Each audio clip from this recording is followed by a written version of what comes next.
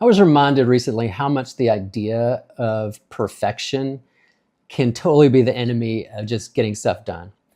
So we've been wanting to make this little dining area, I don't know, feel a little bit more breakfast nooky, which meant building some benches around the dining table.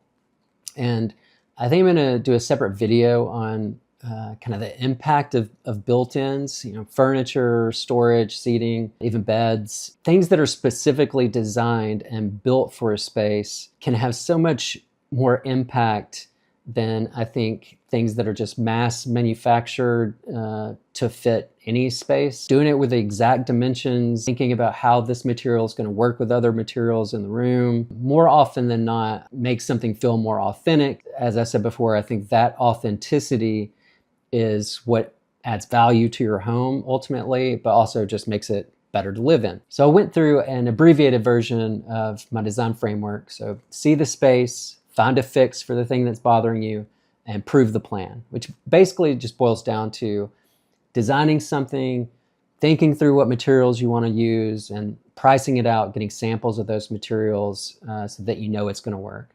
And I know that even part can feel a little daunting at first, but I think if you just break it into 15, 30-minute chunks, get some measurements, find some inspiration, sketch a few ideas, call a few places for pricing, just kind of chip away at it when you have 15, 20 minutes here or there, you can totally get to a place where you're pretty well informed about what you want to do. Now, here's where I want to talk about perfection. So when you're looking at inspiration, there are thousands of woodworkers on YouTube doing beautiful, precise work, intricate joinery, perfect finishes, beautiful craftsmanship. And what I've found myself doing, and I think this is pretty common, is falling into that trap of how am I going to make this perfect? How am I going to make this look like all that stuff that I see? Maybe I should use some dovetail joints or use some kind of fancy exotic wood.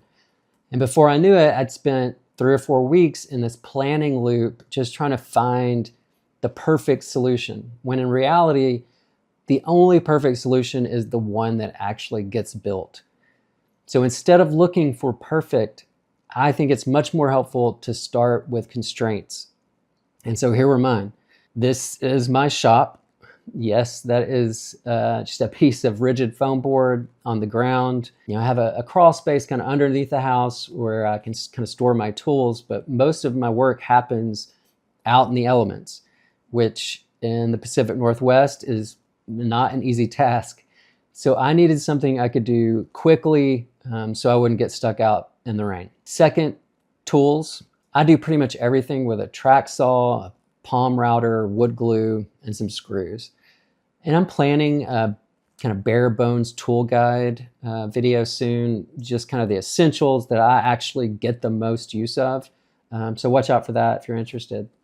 And then the third constraint is budget. Buying a couple of benches, somewhat at this length, they wouldn't even have fit properly, probably would have cost at least a few $1,000s. I like trying to make things as affordable as possible, not only, obviously to save some money, but I find that constraint really leads to creative solutions to things. So I asked myself, can I do this for under $500? So with those constraints in mind, I landed on plywood as the kind of main material. Good quality plywood, so not the stuff you're going to get at a big box store, is beautiful, dimensionally stable. It ties back to a lot of kind of design that I love, Donald Judd, Frank Lloyd Wright, that kind of simple construction that feels, honest, I think is very impactful.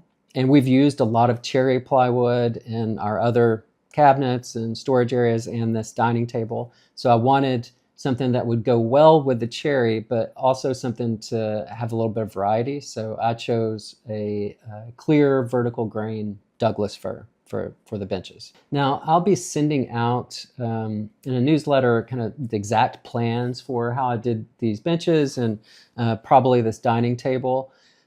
So if you're interested in kind of simple plans for furniture, sign up for that newsletter. But basically, the steps I did were I glued up the plywood for the legs so that they were a solid 1.5 inch thick to make a solid base. And then I just used a simple lap joint to connect those legs to the horizontal seat supports. I cut the notches just by running the saw across the edges a whole bunch of times. It actually doesn't take that long. And yes, I should have been wearing a mask and eye protection here. I forgot to put those on before I started the video. Then I loosely kind of just fit everything together outside and put a hard wax oil on it. So for about $400 in roughly 3 or 4 days off and on, we now have seating that is bespoke to the space, works with the room, and I think just makes this kind of dining area feel more comfortable, more intentional, more inviting. And so I think the lesson is you can make something meaningful even when it's not perfect, when it is totally imperfect.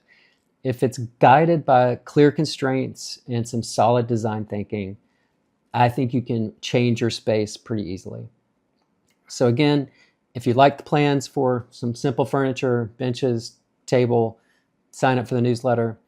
And if you've made something imperfectly perfect for your space, I'd love to hear how you did it. Let me know in the comments.